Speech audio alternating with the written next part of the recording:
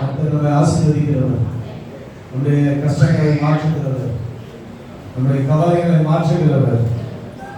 நம்முடைய தேவன் ஐஸ்வர்ய சம்பன்னர். நம்முடைய தேவன் ஐஸ்வர்ய சம்பன்னர். வானம் அவருடையது, பூமியும் இதனுடைய நிறைவும் கர்த்தருடையது. வெள்ளியும் பொன்னும் கர்த்தருடையது. எல்லாமே அவர் உண்டாக்கினது. அவர் இந்த பூமியில மனிதனை படைத்து மனிதனுக்காக எல்லாவற்றையும் கொடுத்தவர். கைகளை உயர்த்தி அல்லேலூயா சொல்லுவாங்க. மகிமையின் கர்த்தர் ஆண்டவர் மகிமையின் தேவனாய் இருக்கிறார்.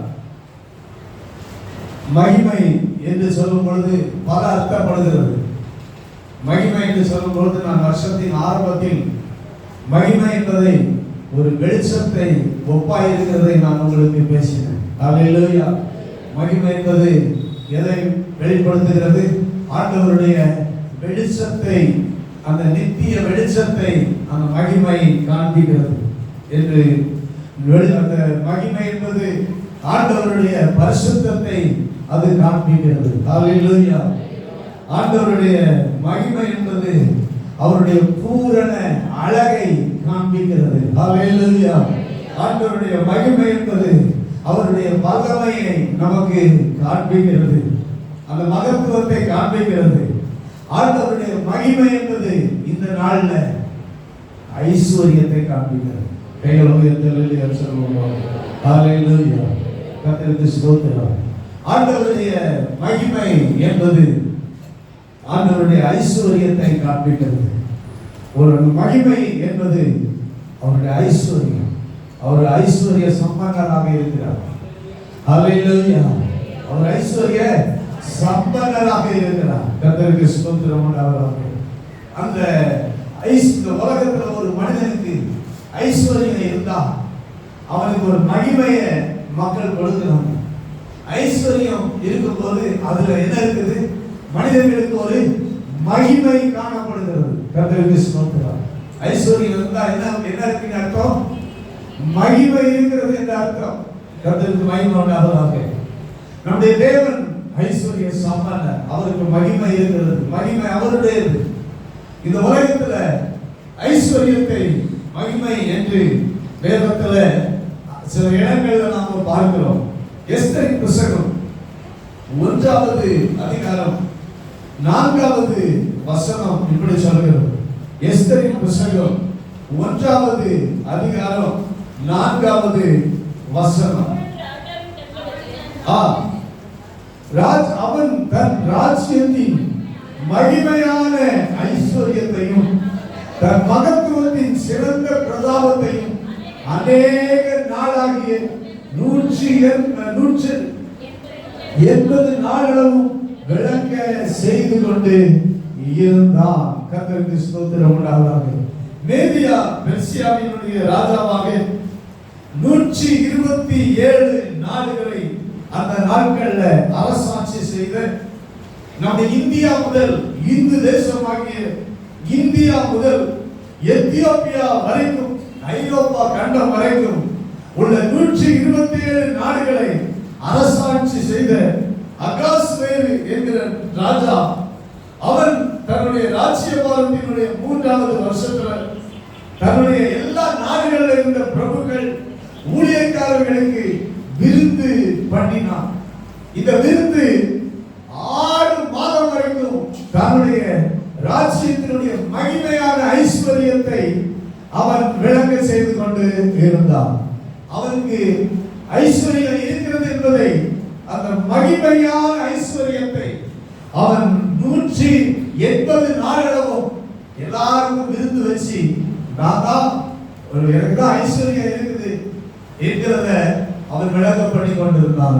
பிரியமான தேவன், அதாவது பிறந்தது 6 மாசங்கள், 6 மாதம் வரைக்கும் எல்லாருக்கும் விருந்து. இன்னைக்கு ஒரு வேளை விருந்து சாப்பாடு போட்டா நம்ம சோத்திரம் தாங்க மாட்டோம்.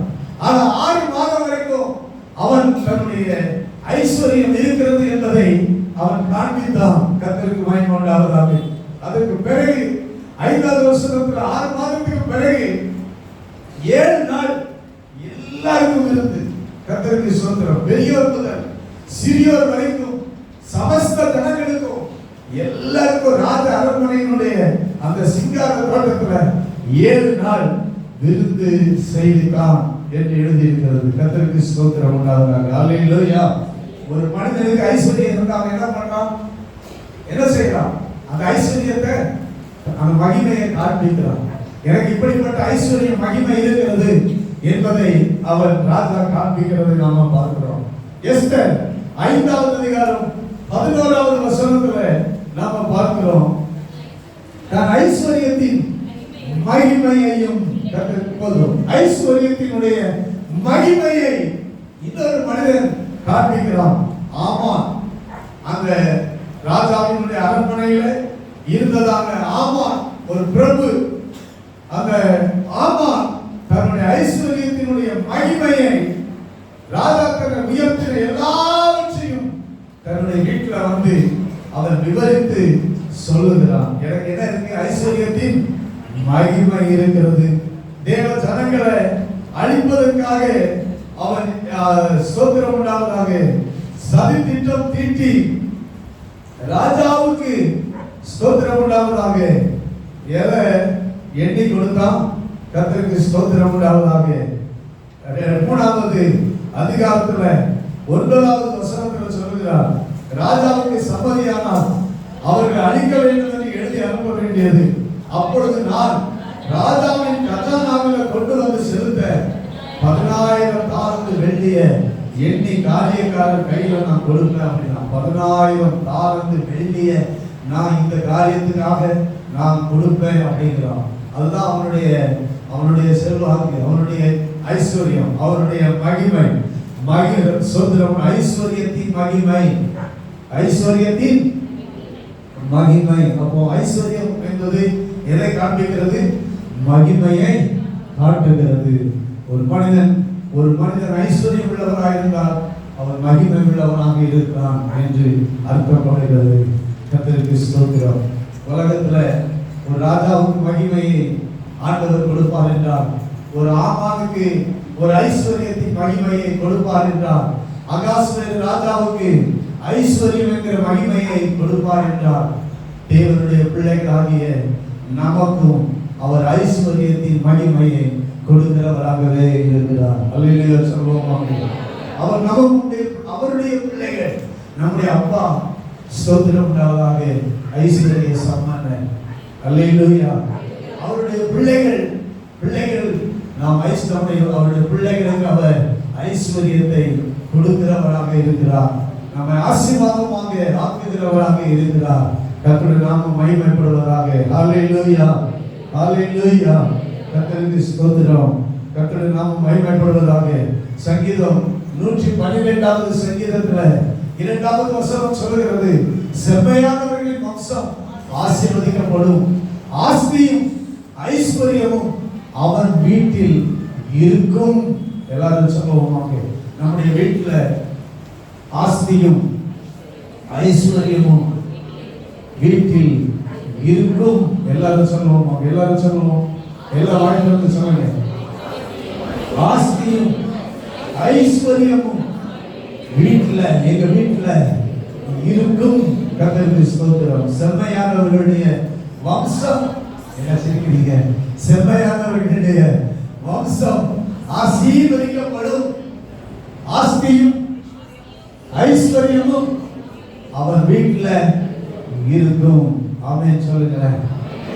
எத்தனை பேர் விசுவாசிக்கிறீங்க? நம்ம வீட்டுல என்ன இருக்கும்?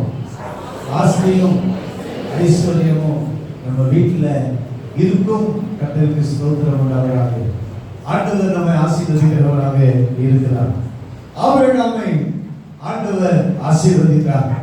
ஆபிரகாமை தேவன் ஆசீர்வதித்த பொழுது, நீ ஆசீர்வாதமாய் இருப்பாய் என்று ஆண்டவர் வாக்குத்தத்தம் பண்ணினார். ஆபிரகாமை குறித்து ஆதியாகமம் 13வது அதிகாரம் 2வது வசனத்துல நாம வாசிக்கிறோம்.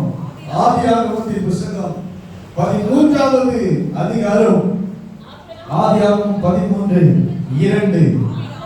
ஆபிரகாம் மிருக ஜீவன்களும் வெள்ளியும் பொன்னுமான ஆசிரியர்களை உடைய சீமானாக இருந்தான்.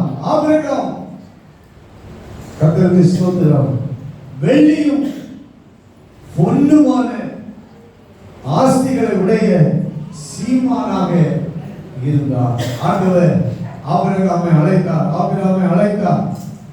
அவனை ஆசீர்வதித்தார், அவனை ஆசீர்வாதமாய் இருப்பாய் என்று சொன்னார். அவன் வெள்ளியும் பொன்னுமான ஆஸ்திகளை உடைய சீமானாக இருந்தான். அல்லேலூயா, அல்லேலூயா, அல்லேலூயா. நம்முடைய முற்பிதாக்கள் என்று சொல்லுகிற விசுவாச தகப்பன் சொல்லுங்க, யாரு? ஆபிரகாம் விசுவாச தகப்பன்.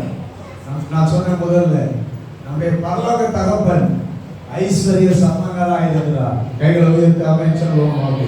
அல்லேலூயா. நம்ம எல்லாருக்கும் விசுவாசிகளுடைய தகப்பனாய் இருக்கிற, நம் முற்பிதாக்களின் தகப்பனாய் இருக்கிற ஆபிரகாம் ஸ்தோத்திரம் உண்டாவதாக ஆஸ்திகளை உடைய சீமானாக இருந்தான். கர்த்தருக்கு ஸ்தோத்திரம். அல்லேலூயா. அவன் சீமானாக இருந்தான். ஆதியாகமத்தின் புத்தகம் 24வது அதிகாரம் 35வது வசனத்தில் நாம் வாசிக்கிறோம். கர்த்தர் என் எஜமானை மிகவும் ஆசீர்வதித்திருக்கிறார், அவர் சீமானாய் இருக்கிறார். கர்த்தர் அவருக்கு ஆடு மாடுகளையும் வெள்ளியையும் பொன்னையும் வேலைக்காரர்களையும் ஒட்டகங்களையும் கழுதைகளையும் கொடுத்திருக்கிறார். கர்த்தர் என் எஜமானை மிகவும் ஆசீர்வதித்திருக்கிறார், அவர் சீமானாய் இருக்கிறார். கர்த்தர் ஆசீர்வதிக்கும் போது ஆபிரகாம் சீமானாக மாறினான். கையெழுத்து ஆமென் சொல்லுவோம். ஆமென். கர்த்தர் ஆசீர்வதித்ததினால்தான் ஆபிரகாம் யாராக மாறினார்? சீமானாக மாறினார். கர்த்தர் ஆசீர்வதிக்காவிட்டால் அவர் ஆண்டியாக தான் இருந்திருப்பார். ஆனால் சீமானாக கர்த்தர் மாற்றினார். கர்த்தர் ஆசீர்வதித்தார். பிரியமான தேவனுடைய பிள்ளைகளை, கர்த்தர் நம்மை ஆசீர்வதிக்கிறார். அல்லேலூயா. கர்த்தர் நம்மை ஆசீர்வதிக்கிற தேவனாய் இருக்கிறார். அவர் நம்மை ஆசீர்வதிக்கும் போது ஆஸ்தியும் ஐஸ்வர்யமும் நம்முடைய வீட்டில் இருக்கும். கர்த்தருக்கு மகிமை உண்டாவதாக. அல்லேலூயா. கர்த்தருக்கு ஸ்தோத்திரம். கர்த்தர் நம்மை ஆசீர்வதிக்கும் போது எல்லா ஐஸ்வர்யமும் ஆண்டவர் நமக்கு தருகிறார். 1 ராஜாக்களின் புத்தகம் 3வது அதிகாரம் 10வது அதிகாரம் 23வது வசனமும் 3வது அதிகாரம் 13வது வசனத்திலும் சாலமோனை குறித்து நாம் வாசிக்கிறோம். கர்த்தருக்கு ஸ்தோத்திரம். 10:23 பூமியின் சகல ராஜாக்களை பார்க்கிலும் ராஜாவாகிய சாலமோன் மகிமையையும் ஐஸ்வர்யத்திலும் ஞானத்திலும் சிறந்தவனாயிருந்தான். அல்லேலூயா. ஸ்தோத்திரம். 1 நாளாகமத்தின் புத்தகம் 29வது அதிகாரம் 28வது வசனம். 1 நாளாகமம் 29வது அதிகாரம் 28வது வசனம். 1 நாளாகமம் 29:28.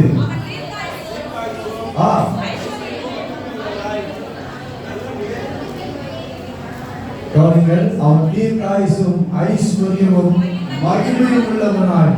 கர்த்தருக்கு ஸ்தோத்திரம். தாவீதை குறித்து நாம் பார்க்கிறோம். தாவீது தீர்க்காயுசும் ஐஸ்வர்யமும் மகிமையும் உள்ளவனாய். கர்த்தருக்கு ஸ்தோத்திரம். ஆண்டவர் தாவீதை ஆசீர்வதித்தார். 12வது வசனத்தில் நாம் பார்க்கிறோம். 12வது வசனம். ஐஸ்வர்யமும் கனமும் உம்மாலே வருகிறது. எல்லாரும் சொல்லுங்க, கர்த்தரால ஐஸ்வர்யமும் கனமும் வருகிறது. எங்களுக்கு வருகிறது. சொல்லுங்க, கர்த்தரால ஐஸ்வர்யமும் கனமும் எங்களுக்கு வருகிறது. ஆமென். ஐஸ்வர்யமும் கனமும் உம்மாலே வருகிறது. தேவரீர் எல்லாவற்றையும் ஆளுகிறவர். உம்முடைய கரத்துல சத்துவமும் வல்லமையும் உண்டு. எவரையும் மேன்மைப்படுத்தவும் பலப்படுத்தவும் உம்முடைய கரத்தினால ஆகும். கர்த்தருக்கு ஸ்தோத்திரம்.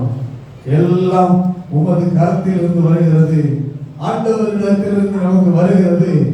ஐஸ்வர்யம் தேவனிடத்திலிருந்து வருகிறது என்பதை நாம் எல்லாரும் விசுவாசிக்கிறோம். அல்லேலூயா. அவர் ஐஸ்வர்ய சம்பன்னனாக இருக்கிறார். ஒரு ராஜாவுக்கு ஐஸ்வர்யத்தை அந்த ஐஸ்வர்யம் என்கிற மகிமையை கொடுப்பார் என்றார். ஒரு மனிதனுக்கு, ஒரு நம்முடைய முற்பிதாக்களுக்கு ஆபிரகாமை ஆசீர்வதித்தார், ஈசாக்கை ஆசீர்வதித்தார், யாக்கோபை ஆசீர்வதித்தார். கர்த்தருக்கு ஸ்தோத்திரம் உண்டாவதாக. அவர் ஐஸ்வர்யத்தை கொடுத்தார், தாவீதை ஆசீர்வதித்தார். தேவனுடைய பிள்ளைகளாகிய நம்மையும் அவர் ஆசீர்வதிக்கிறவராக இருக்கிறார். ஹல்லேலூயா. மகிமையான ஒரு ஐஸ்வர்யத்தை, மகிமையான ஐஸ்வர்யத்தை ஆண்டவர் தம்முடைய பிள்ளைகளுக்கு கொடுக்கிறவராக இருக்கிறார். உபாகமத்தின் புஸ்தகம் 8வது அதிகாரம், உபாகமத்தின் புஸ்தகம் 8வது அதிகாரம் 17வது வசனம். உபாகமம் 8வது அதிகாரம் 17வது வசனம். என் சாமர்த்தியமும் என் கைபலனும் இந்த ஐஸ்வர்யத்தை எனக்கு சம்பாதித்தது என்று நீ உன் இருதயத்தில் சொல்லிக் கொள்ளாமலும் எச்சரிக்கையாயிரு. என் சாமர்த்தியத்தினால இந்த ஐஸ்வர்யத்தை எனக்கு என்ன செய்தேன்? சம்பாதித்தேன். என் பலனால இந்த ஐஸ்வர்யத்தை சம்பாதித்தேன் அப்படி நீ உன் இருதயத்துல சொல்லாத. கர்த்தர் தான் உனக்கு சாமர்த்தியத்தை கொடுக்கிறார். கர்த்தர் தான் உனக்கு கை பலனை கொடுக்கிறார். கர்த்தர் தான் ஐஸ்வர்யத்தை கொடுக்கிறார். கர்த்தருக்கு மகிமை உண்டாவதாக. ஹல்லேலூயா. கர்த்தருக்கு ஸ்தோத்திரம். 18வது வசனத்துல கடைசி பகுதியில இந்நாளில் உனக்கு உண்டாயிருக்கிறது போல ஐஸ்வர்யத்தை சம்பாதிக்கிறதுக்கான பலனை உனக்கு கொடுக்கிறார். ஹல்லேலூயா. இந்த ஐஸ்வர்யத்தை சம்பாதிக்கிறதுக்கு என்ன வேணும்? பலன் வேணும். இந்த ஐஸ்வர்யத்தை சம்பாதிக்கிறதுக்கு என்ன வேணும்? சாமர்த்தியம் வேணும். கர்த்தருக்கு ஸ்தோத்திரம் உண்டாவதாக. இந்த ஐஸ்வர்யத்தை கர்த்தர் நமக்கு சாமர்த்தியத்தை, ஞானத்தை, புத்தியை, பலனை ஆண்டவர் கொடுத்து நமக்கு ஐஸ்வர்யத்தை கொடுக்கிறார். சாமர்த்தியம் இல்லைன்னா ஐஸ்வர்யத்தை நம்ம என்ன செய்ய முடியாது? சம்பாதிக்க முடியாது. சாமர்த்தியம் வேணும், திறமை வேணும். கர்த்தருக்கு ஸ்தோத்திரம் உண்டாவதாக. சாமர்த்தியம், திறமை வருகிறத அழிச்சுக்கிட்டே இருந்தா ஐஸ்வர்யம் என்ன செய்யாது? நிற்காது. கர்த்தருக்கு ஸ்தோத்திரம் உண்டாவதாக. செலவு பண்ணி போடக்கூடாது. அதை எப்படி சம்பாதிக்கணும், எப்படி நேர்மையான வழியில ஐஸ்வர்யத்தை நம்ம சம்பாதிக்கணும் என்பது ஆண்டவர் வேதத்துல நமக்கு கற்று தந்து இருக்கிறார். கைகளை உயர்த்தி ஆமென் சொல்லுவோமாக. ஹல்லேலூயா. ஹல்லேலூயா. ஸ்தோத்திரம் உண்டாவதாக. உபாகமம் 8வது அதிகாரத்துல கர்த்தருக்கு ஸ்தோத்திரம் 12வது வசனத்திலும் 13வது வசனத்திலும் தொடர்ந்து சொல்லும் பொழுது திருப்தியாகி நல்ல வீடுகளை கட்டி அவைகளில் குடியிருக்கும் போது திருப்தியாகி நல்ல வீடுகளை கட்டி அவைகள் குடியிருக்கும் போது திரட்சியாகி உனக்கு வெள்ளியும் பொன்னும் பெருகி உனக்கு உண்டானவைகள் எல்லாம் வர்த்திக்கும் போதும் உன் இருதயம் மேட்டிமை அடையக்கூடாது என்றுதான் ஆண்டவர் சொல்கிறார். அல்லாமல் உனக்கு பொண்ணு விருத்தியாக கூடாது, வெள்ளி விருத்தியாக கூடாது, நீ ஆசீர்வாதமா இருக்கக்கூடாதுங்கிறது வேதத்துல ஒருபோதும் கிடையாது. நீ ஆசீர்வாதமா இருக்கணும், எல்லாம் விருத்தி அடையணும். கைகளை உயர்த்தி ஆமென் சொல்லுவோம். ஹல்லேலூயா. வெள்ளியும் பொன்னும் விருத்தி அடையணும், ஐஸ்வர்யங்கள் விருத்தி அடையணும், எல்லாம் நீ புசித்து திருப்தி அடையணும், நல்ல வீடுகளை கட்டணும், நீ ஆசீர்வாதமா இருக்கணும் என்பதுதான் தேவனுடைய திட்டம். ஆனால் மேட்டிமை அடையக்கூடாது என்பதுதான் ஆண்டவர் நம்மை எதிர்பார்க்கிற காரியம். ஹல்லேலூயா. கர்த்தருக்கு ஸ்தோத்திரம் உண்டாவதாக. அதனால்தான் ஆபிரகாம் எவ்வளவு சீமானா இருந்தாலும், ஆண்டவர் எவ்வளவு ஐஸ்வர்யத்தை கொடுத்தாலும், ஆபிரகாம் ஒரு பரதேசியை போல இருந்தார். ஹல்லேலூயா. ஸ்தோத்திரம் உண்டாவதாக. தாவீதுக்கு கர்த்தர் எவ்வளவு ஆசீர்வாதத்தை கொடுத்தாலும் அவன் வாயத்திறந்து சொல்லும் போதெல்லாம் நான் பூமியில பரதேசி அப்படின்னு தான் தாவீது அறிக்கையிட்டார். கைகளை உயர்த்தி ஹல்லேலூயா சொல்லுவோம். ஹல்லேலூயா. ஏதாவது பொய் சொல்றது இல்லை, எல்லாம் இருக்குது இல்லைன்னு சொல்றது இல்லை. ஆனா எல்லாம் இருந்தாலும் நான் ஒரு பரதேசியை கர்த்தர் கொடுத்தார். கைகளை உயர்த்தி ஹல்லேலூயா சொல்லுவோம். ஆமென். நான் கொடுத்தவை நான் எல்லாவற்றையும் கொண்டு போக முடியாது, அதனால நான் ஒரு பரதேசி என்று சொன்னார். ஹல்லேலூயா. நான் எனக்காக மாத்திரமல்ல கர்த்தருக்காக கொடுக்கிறேன் என்று சொன்னார். ஹல்லேலூயா. கர்த்தர் நாமம் மகிமைப்படுவதாக. பிரியமான தேவனுடைய பிள்ளைகளே, கர்த்தர் நம்மை ஆசீர்வதிக்கிறவர். ஐஸ்வர்யவற்றை கர்த்தர் தந்து ஐஸ்வர்யம் என்கிற மகிமையை கர்த்தர் தருகிறார். நான் முக்கியமா இன்னைக்கு மகிமை என்று சொல்லும் பொழுது எதை குறித்து பேசுகிறேன்? ஒரு மனுஷனுக்கு மகிமை இருக்கிறது என்பது அது எதை காண்பிக்கிறது? ஐஸ்வர்யம் இருந்தால் மகிமையை காண்பிக்கிறதை போல தேவனுடைய பிள்ளைகளாகிய சபைக்கு நமக்கு ஐஸ்வர்யம் தேவை.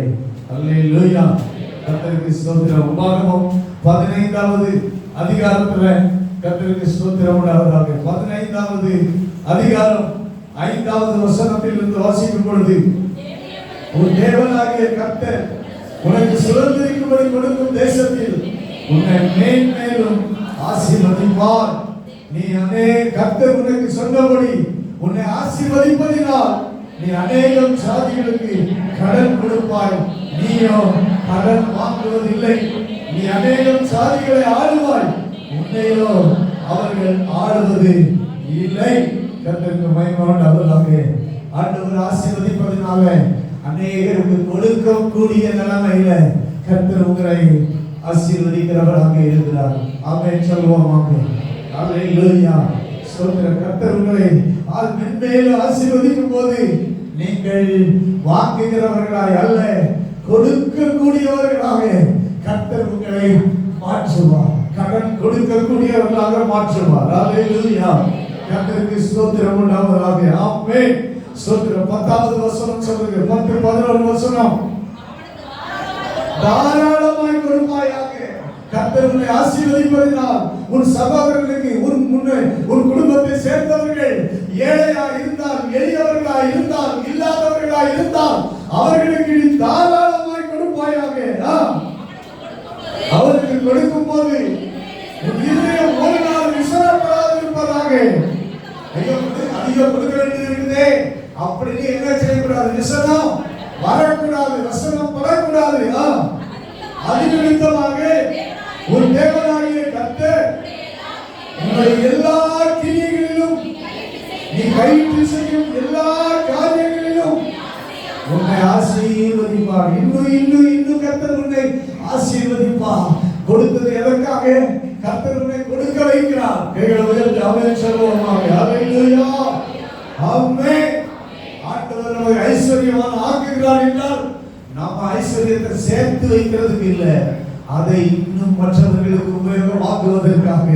அல்லேலூயா. 16வது வசனம் சொல்கிறது, தேசத்திலே எளியவர்கள் இல்லாதிருப்பது இல்லை. ஆகையால் உன் தேசத்தில் சிறுமைப்பட்டவனும் எளியவனும் ஆகிய உன் சகோதரனுக்கு உன் கையை தாராளமாக திறக்க வேண்டும் என்று நான் உனக்கு கட்டளை இடுகிறேன். ஆண்டவர் கட்டளையை இடுகிறேன் என்று சொல்லுகிறார். கர்த்தர் ஆசீர்வதிக்கிறார். ஆசீர்வாதம் பெறும்போது ஆண்டவர் எளியவர்களுக்கு, நாம் சிறுமைப்பட்டவர்களுக்கு நம்முடைய கையை தாராளமா திறக்கணுமா. ஹல்லேலூயா. கையை என்ன செய்யணுமா? தாராளமா திறக்கணுமா. அதுக்கு தான் ஆசீர்வாதம். அந்த மகிமை நம்ம தாராளமா திறக்கும் போதுதான் நம்ம மகிமையை தெரியும். ஹல்லேலூயா, ஆமென். நம்ம மகிமை தெரியும். கர்த்தர் நமக்கு மகிமையை தந்திருக்கிறார் என்பதை கர்த்தருக்கு ஸ்தோத்திரம். நாம் தாராளமாய் நம்முடைய கையை திறக்கும் போது ஆண்டவர் அந்த மகிமையை நம்மில விளங்க பண்ணுகிறார். ஹல்லேலூயா, கர்த்தருக்கு ஸ்தோத்திரம் உண்டாவதாக. இன்னைக்கு இந்த காலவெளியில கர்த்தர் ஸ்தோத்திரம். ஏன்னா செல்வம் நிலையாது. செல்வம் கர்த்தர் கொடுக்கிறார். ஆனால் கர்த்தர் கொடுக்கிற செல்வம் என்ன இருக்காது? சொல்லுங்க, அது என்ன செய்யாது? கடைசி வரைக்கும் சொல்லுங்க, நிலைக்க செல்வம் நிலைக்கிறது இல்லை. ஆனா அந்த செல்வம் நிலைக்கணும்னா நாம கொடுக்கிறவர்களா மாறணும். ஹல்லேலூயா, ஹல்லேலூயா. உங்களுக்கு இல்லாம கொடுக்கறதை நான் சொல்லவே மாட்டேன். நீங்களும் ஆசீர்வாதமா இருக்கணும், மற்றவர்களும் ஆசீர்வாதமா மாறணும். நீங்கள் உயர்த்த சொல்லுவோமா? ஹல்லேலூயா, கர்த்தருக்கு மகிமை உண்டாவதாக. ஆமென், ஸ்தோத்திரம். ஐஸ்வர்யம் கர்த்தர் கொடுக்கிறார். கர்த்தர் மேல நமக்கு நம்பிக்கை இருக்கணும். அது நிலையற்ற ஐஸ்வர்யம். அதில் மேல நம்முடைய நம்பிக்கை என்ன செய்யக்கூடாது? போகக்கூடாது. ஆனா கர்த்தருக்கு ஸ்தோத்திரம். நாம் ஐஸ்வர்யம் என்கிற மகிமையை கர்த்தர் நமக்கு தரும்போது கர்த்தரை மகிமைப்படுத்தணும். கைகளை உயர்த்த அல்லேலூயா சொல்லுவோமா? ஹல்லேலூயா, கர்த்தருக்கு ஸ்தோத்திரம் உண்டாகட்டும். 1 தீமோத்தேயு புத்தகம் 6வது அதிகாரம் 17வது வசனத்திலிருந்து 19வது வசனம் வரைக்கும் புதிய ஏற்பாட்டில் வேதம் சொல்லுகிறது. கர்த்தருக்கு ஸ்தோத்திரம். நான் அடிக்கடி சொல்லுகிற வார்த்தை தான் 1 தீமோத்தேயு 6வது அதிகாரம் 17வது வசனத்திலிருந்து 19வது வசனம் வரைக்கும்.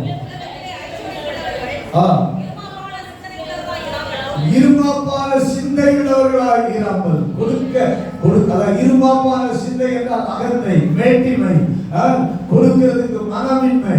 ஸ்தோத்திரம் உண்டாவதாக. இருமாப்பான சிந்தையுள்ளவர்களாய் இராமல் நிலையற்ற ஐஸ்வர்யத்தின் மேல் நம்பிக்கை வையாமல் நாம் அனுபவிக்கிறதுக்கு சகலவித நன்மைகளையும் நமக்கு சம்பூர்ணமாய் கொடுக்கிற ஜீவனுள்ள தேவன் மேல் நம்பிக்கை வைக்க.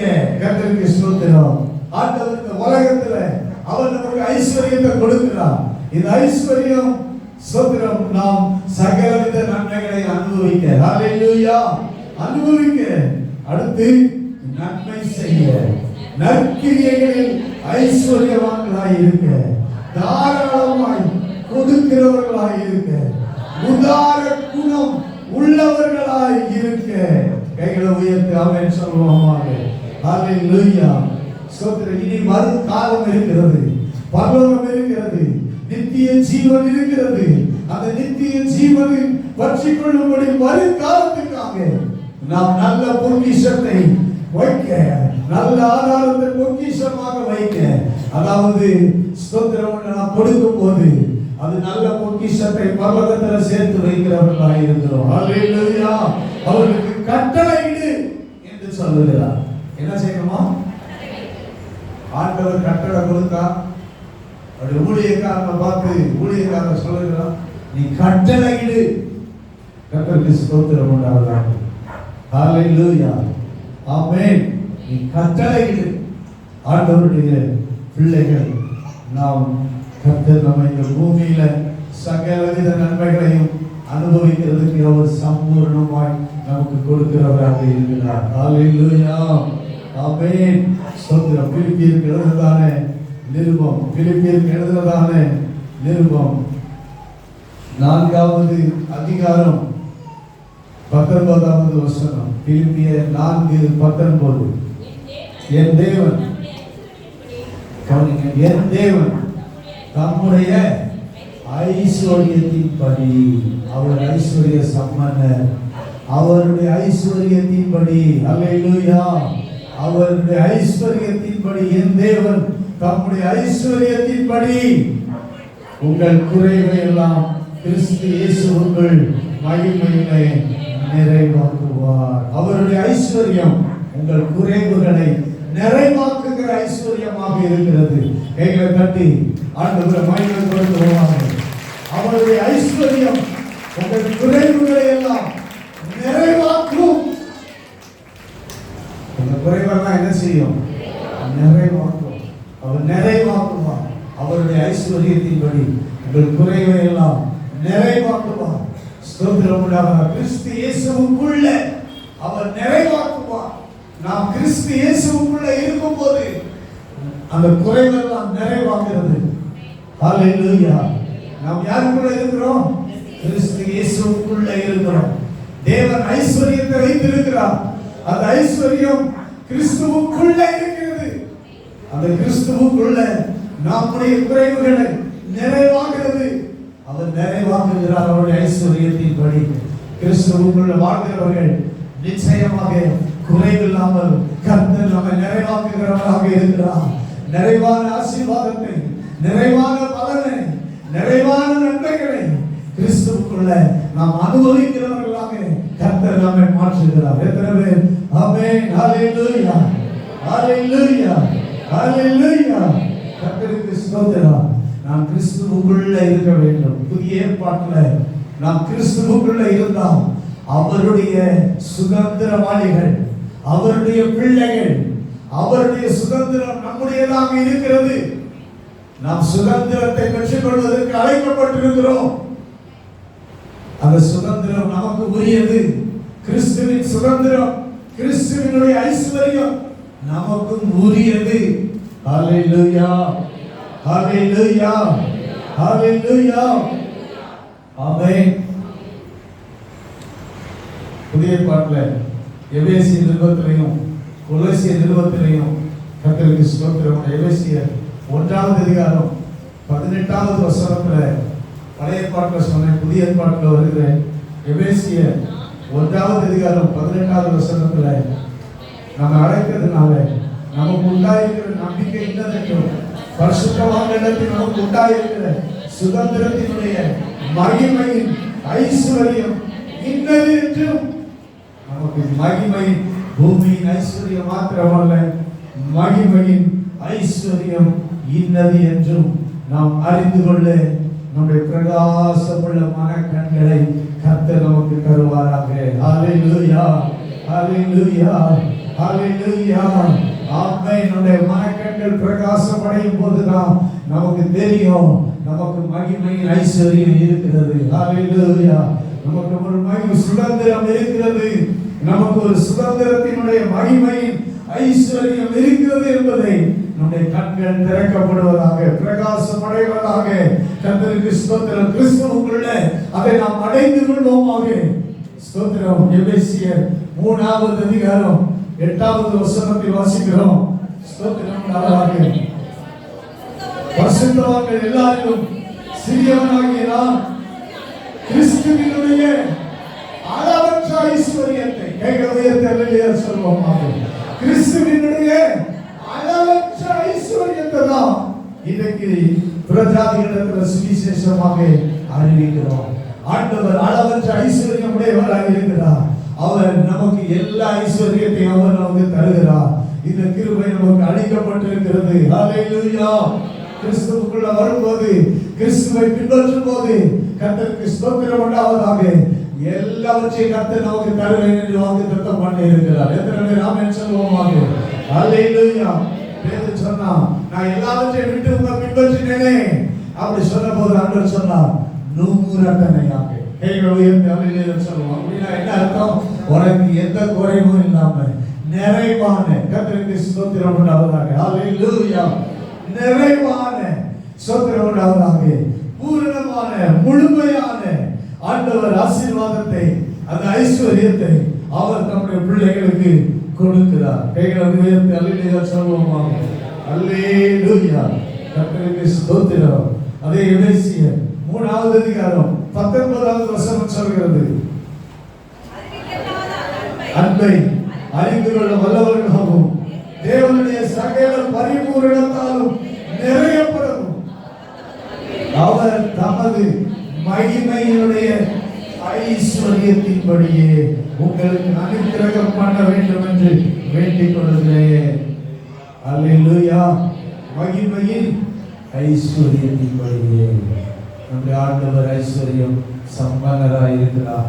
அவர் மகிமையில இருக்கிறார். அப்ப அங்க இருக்கிற ஆண்டவர் அந்த மகிமையின் ஐஸ்வர்யத்தின்படி நம்முடைய எல்லாவற்றையும் பரிபூரணத்தால நிரப்புகிறார். அல்லேலூயா. எல்லாம் பரிபூரணத்தால ஸ்தோத்திரம். ஆமென். சகல பரிபூரணத்தால அவர் நம்மை நிரப்புகிறார். அந்த சகல பரிபூரணத்தால் நிரப்பும் போது ஆவிக்குரிய ஆசீர்வாதங்களும் இந்த உலகத்துக்குரிய ஆசீர்வாதங்களும் நாம் பெற்றுக் கொள்கிறவர்களாக மாறுகிறோம். அல்லேலூயா. கர்த்தரின் நாமம் மகிமைப்படுவதாக. எனவே இந்த காலை ஆராதனை வேளையில கர்த்தர் நம்மை ஆசீர்வதிக்கிறவர்.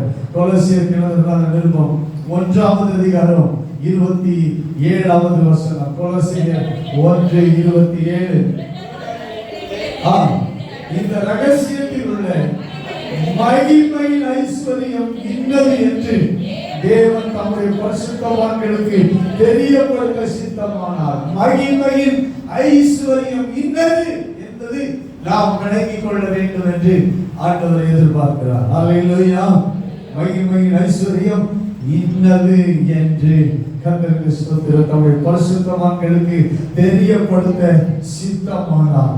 கிறிஸ்துவானவர் மகிமையின் நம்பிக்கையாக உங்களுக்குள்ள இருப்பதே அந்த ரகசியம். கிறிஸ்து நமக்குள்ள இருக்கிறார். ஆமென். நாம் நம்பிக்கை உள்ளவர்கள். ஹல்லேலூயா. ஆமென். நமக்கு ஒரு மகிமையின் ஐஸ்வர்யத்தை அவர் நமக்கு வைத்திருக்கிறார். இந்த பூமியின் ஐஸ்வர்யமும் மகிமையின் ஐஸ்வர்யமும். அல்லேலூயா, அல்லேலூயா, அல்லேலூயா. கர்த்தருக்கு ஸ்தோத்திரம் உண்டாவதாக. இந்த மகிமையாகிய ஐஸ்வர்யத்தை கர்த்தர் ஆவிக்குரிய ரீதியிலும் சரீர பொருளாதார ரீதியிலும் கர்த்தர் உங்களுக்கு தந்து உங்களை ஆசீர்வதிப்பாராக. அல்லேலூயா, ஆமென், ஆமென். கர்த்தருக்கு ஸ்தோத்திரம் உண்டாவதாக. நீ ஆசீர்வாதமாய் இருப்பாய். அல்லேலூயா. கர்த்தர் உங்களை ஆசீர்வதிக்கிறவராக இருப்பார். புதிய ஏற்பாட்டில் தேவனுடைய பிள்ளைகள் ஆசீர்வதிக்கப்பட்டவர்களாக இருந்தார்கள். கர்த்தருடைய ஊழியர்கள் ஆசீர்வதிக்கப்பட்டவர்களாக இருந்தார்கள். கர்த்தர் தம்முடைய பிள்ளைகளை மென்மேலும் ஆசீர்வதிக்கிறவராக இருக்கிறார். ஆமென், அல்லேலூயா. ஸ்தோத்திரம் உண்டாவதாக. இந்த மகிமையான ஐஸ்வர்யத்தை கர்த்தர் உங்கள் ஒவ்வொருவருக்கும் உலகத்தின் கையில் இருக்கிற ஐஸ்வர்யத்தை அவருடைய சபையின் கைக்கு அவர் தருகிறவராக இருக்கிறார். ஆமென், ஹல்லேலூயா. உங்கள் குடும்பம், உங்கள் வாழ்க்கை இந்த மகிமையின் ஐஸ்வர்யத்தை பெற்றுக்கொள்ள நாம் ஆண்டவருக்குள்ள அதை கண்டுகொள்ள கண்களை ஆண்டவர் திறப்பாராக. அதை பெற்றுக்கொள்ளக்கூடிய விசுவாசத்தை கர்த்தர் நமக்கு தருவாராக. அல்லேலூயா. கர்த்தருக்கு மகிமை. அதை அனுபவிக்கக்கூடிய பாக்கியத்தை ஆண்டவர் நமக்கு தந்து ஆசீர்வதிப்பாராக.